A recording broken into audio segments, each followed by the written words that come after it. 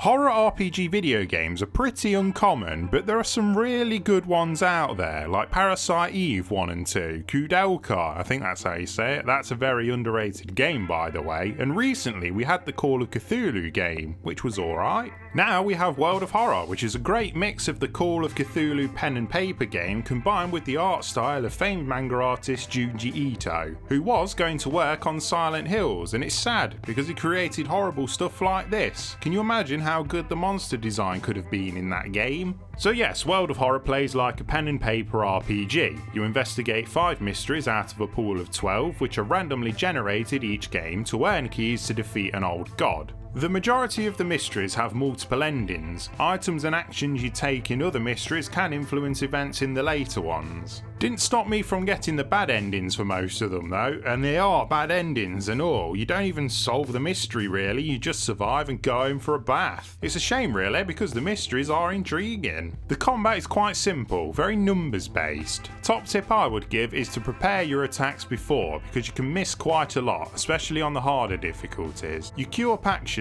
on a bar and each action costs a certain amount of points and you have 200 to play with. You do have quite a lot of options like trying to dodge spells and even searching for an improvised weapon. Allies can also help you in battle if you find them. It's a good system that can reward you for playing smart. As for the rest of the game, you basically choose an area to explore. The game tells you where to go to progress the mystery, but you can look in different areas for side objectives and gear. This is where the RNG comes in. It can be a right bum. You might get a string of random events that leave you almost insane, battered, and a few diseases to boot. The randomness just feels wrong at points too. At one point I was wandering around a mansion and a random event pops up saying I stumble upon the local priest moving into his new home and I offered to help him. What, did he build his new house inside the mansion? For the completionists out there, you're going to be repeating mysteries to try and get different endings and unlocking all the random events, which the game keeps track of, and to just finish off the old god because it can be quite hard with the RNG elements. The interface is a bit of a mess. The game sort of admits that in the tutorial. It's not too bad when you get used to it, but stuff just doesn't make any sense. I mean, at one point I had a picture of some tits in the top left corner and I couldn't figure out why. Not complaining, mind. And many times I pressed escape to get back from a menu and ended up quitting the game, and because you can only save between mysteries, I ended up launching a verbal assault at my monitor. I really like the graphical style. There's a good video Jim Sterling did a long time ago called The Ugly Secret of Horror Games, and basically the argument is when horror games look rubbish, it's scarier because as humans we're attracted to nice looking things. I don't mean that in a sexual way, but as an example, when playing some modern AAA horror games, I often find myself going, look at the detail on that monster, that's cracking, when really I should be scared and running away. I'll leave a link in the description for it.